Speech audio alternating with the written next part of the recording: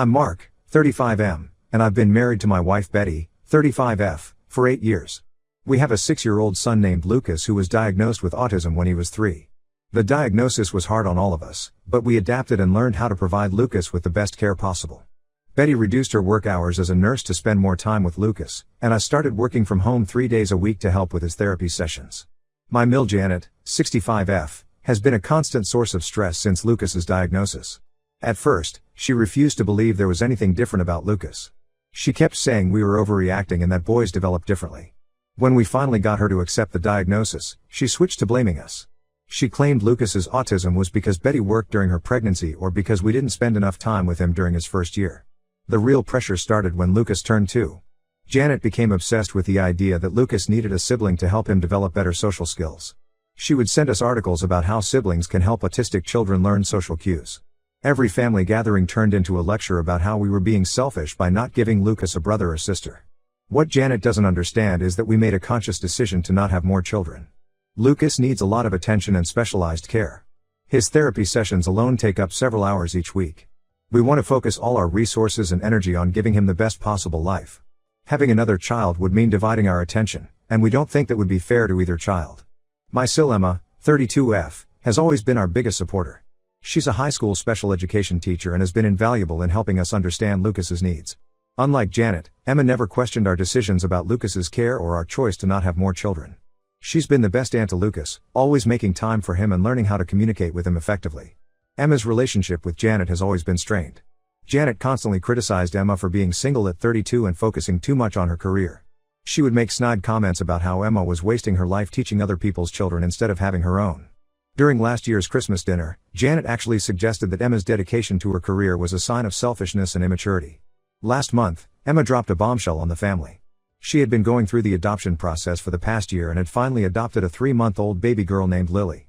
She did everything in secret because she didn't want to deal with Janet's negativity during the process. Emma had always wanted to be a mother, but she wanted to do it on her own terms. Janet's reaction was exactly why Emma kept the adoption secret. She showed up at Emma's house unannounced and started berating her about making such a huge decision without consulting the family. She said Emma was being irresponsible by trying to raise a child alone while working full-time. She even suggested that Emma only adopted Lily to prove a point about being independent. The situation escalated last week when Janet came to our house. She sat us down after dinner and said she had been thinking about how to fix Emma's mistake. Her solution was that Betty and I should adopt Lily from Emma. Her reasoning was that we already had experience raising a child, and this way Lucas would get the sibling he needed. She acted like she had come up with a perfect plan to solve everyone's problems. Betty was furious.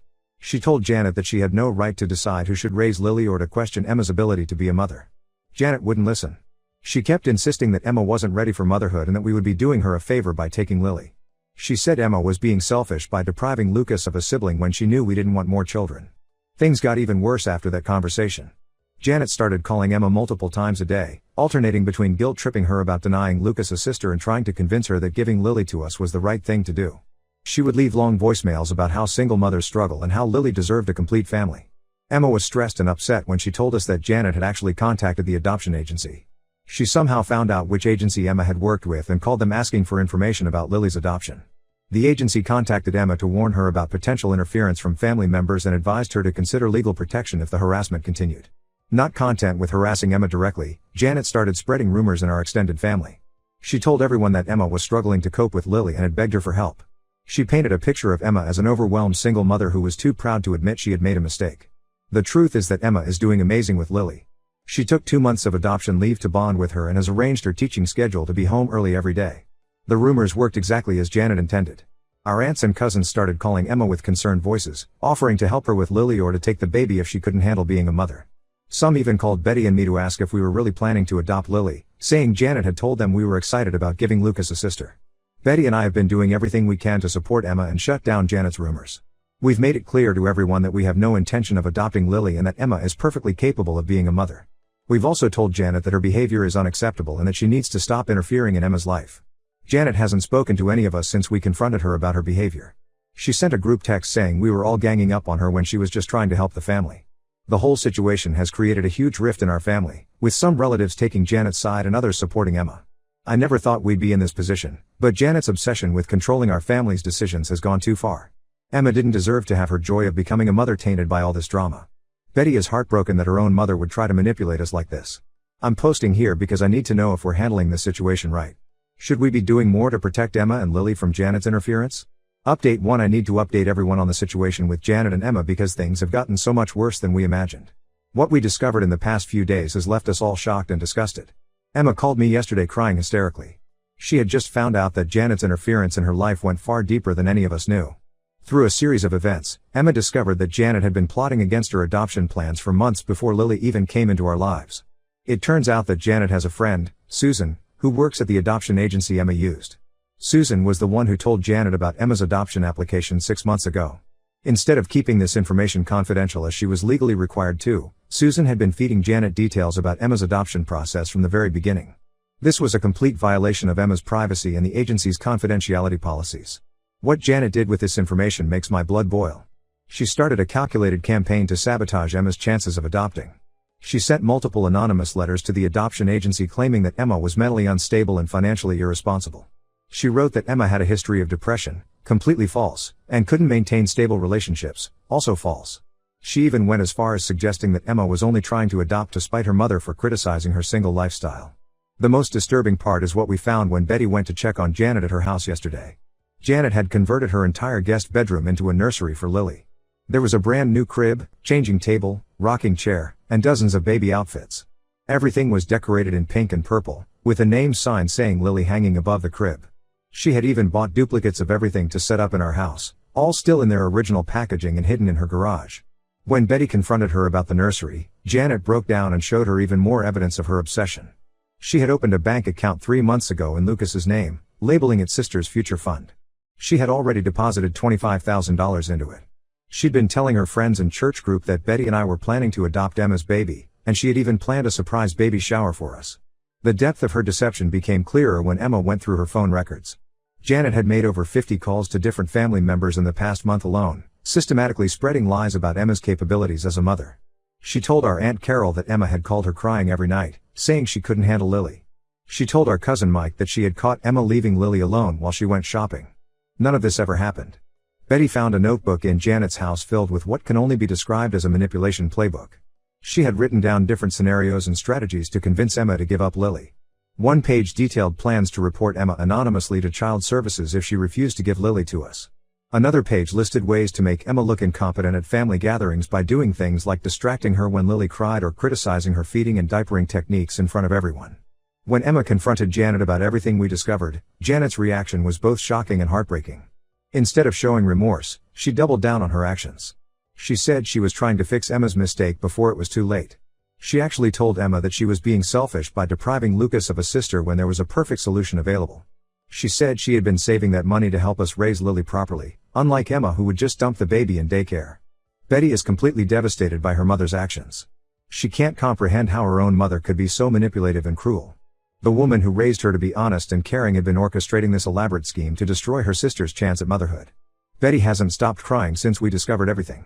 Emma has already filed a formal complaint with the adoption agency about Susan's breach of confidentiality. The agency is taking it very seriously and has placed Susan on administrative leave pending an investigation. They've assured Emma that her adoption of Lily is completely secure and have offered to provide documentation of Janet's harassment attempts if Emma needs it for legal purposes. We've all decided to cut contact with Janet completely. There's no coming back from this level of betrayal and manipulation. Emma is considering getting a restraining order, especially after finding out about Janet's plans to call child services. She's also thinking about moving to a different city to get away from all this drama, which breaks my heart because Lucas adores his aunt and cousin. I'm posting this update because I still can't believe how quickly our family has fallen apart. Janet's obsession with controlling our lives has destroyed relationships that took decades to build. Emma is traumatized, Betty is heartbroken, and we're all left wondering if we ever really knew Janet at all. The hardest part is explaining to Lucas why he can't see his grandmother right now. He keeps asking when we're going to visit Grandma's house, and we don't know how to tell him that his grandmother did something unforgivable. We're trying to protect him from all this chaos while still maintaining his routine and stability. We're now working on setting up security cameras around our house and Emma's apartment. We don't think Janet would try anything drastic, but after discovering the extent of her plotting, we can't take any chances. The whole situation feels like a nightmare we can't wake up from. Update 2. I never expected to write this update, but what we discovered yesterday has changed everything. The situation with Janet took a turn that none of us saw coming, and now we're all struggling to process this new information. Last night, Betty got an urgent call from her father, Tom. He asked us to come over immediately, saying there was something we needed to know about Janet's behavior. When we arrived, we found Janet sitting in their living room, looking completely defeated. Tom then revealed what we'd all been missing: Janet has terminal pancreatic cancer.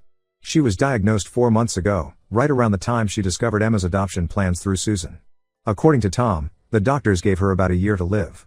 She's already refused aggressive treatment, saying she doesn't want to spend her remaining time in hospitals. She kept this diagnosis secret from everyone except Tom, not even telling Betty or Emma. The timing of everything suddenly made horrible sense. Janet finally broke down and explained her twisted reasoning behind trying to manipulate Emma into giving up Lily. She said she couldn't bear the thought of her grandchildren being separated after she died. In her mind, if Lily grew up with Lucas, they would have each other for support when she was gone.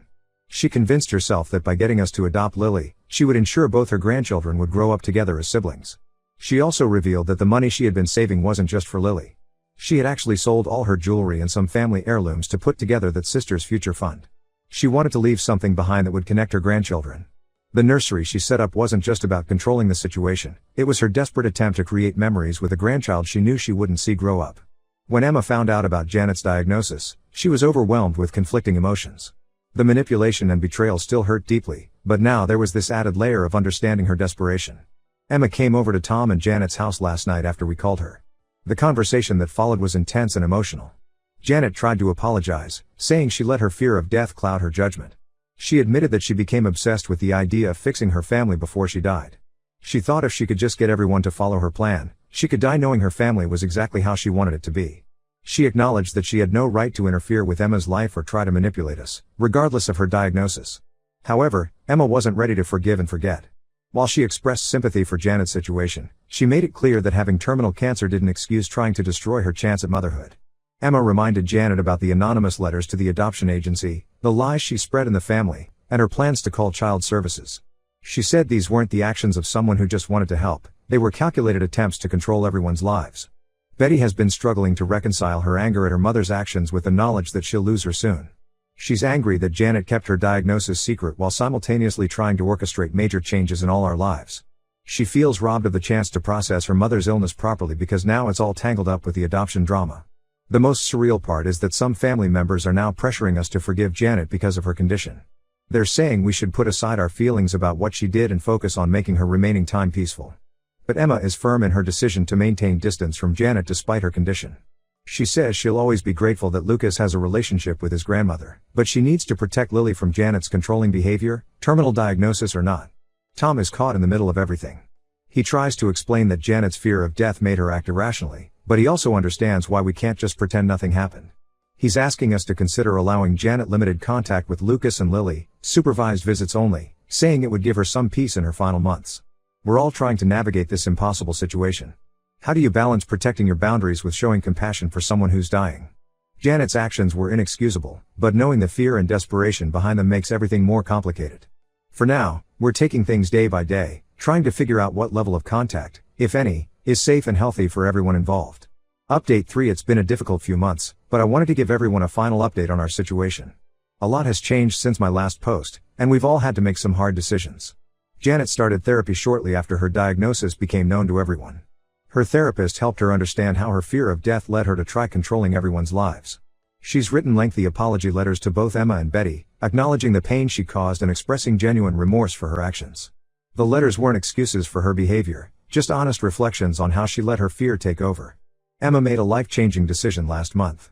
She accepted a position as head of special education at a private school in Colorado. The job comes with better pay and more responsibilities, but we all know the real reason she's moving. She needs distance from all this family drama. She told us about her decision during a family dinner at our house, and while it was hard to hear, we completely understand. The school offered her a house on campus, which sealed her decision. She'll have a support system there, with other teachers living nearby who can help with Lily when needed. The idea of living in a community where no one knows about all this drama appealed to her immediately. She's already found a great daycare for Lily near the school. Betty and I fully support Emma's decision to move. We've promised to visit them regularly and have already planned our first trip for Christmas. We've also set up weekly video calls so Lucas can maintain his relationship with Lily. He's sad about his aunt and cousin moving away, but we're trying to make it exciting for him by talking about all the fun things we'll do when we visit Colorado. Janet's reaction to Emma's news was predictably emotional. She broke down crying, saying she never meant to drive Emma away. Tom had to remind her that this was a consequence of her actions, not just Emma being cruel. Janet's health has declined significantly in the past month, and her doctors say she likely has less time than they initially thought. The hardest part of all this has been managing Janet's limited time with Lucas. We've arranged for supervised visits twice a month at Tom's house. These visits are strictly controlled, no discussions about Emma or Lily, no guilt tripping, and Tom must be present at all times. It's not ideal, but it's the best compromise we could manage given the circumstances. Emma has made it clear that she doesn't want Janet to have any contact with Lily.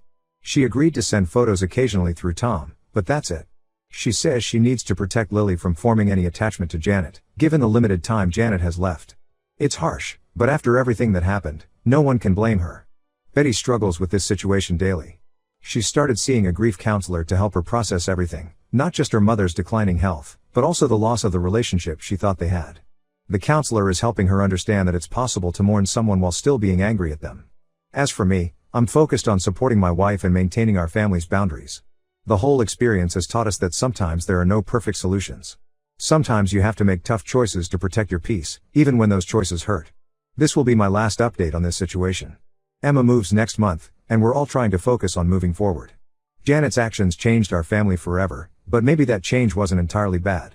Emma is starting a new chapter in her life, Betty is learning to prioritize her own well-being, and we're all getting better at setting and maintaining healthy boundaries. Thank you to everyone who has followed our story and offered advice along the way. Your support helped us navigate through some really dark times.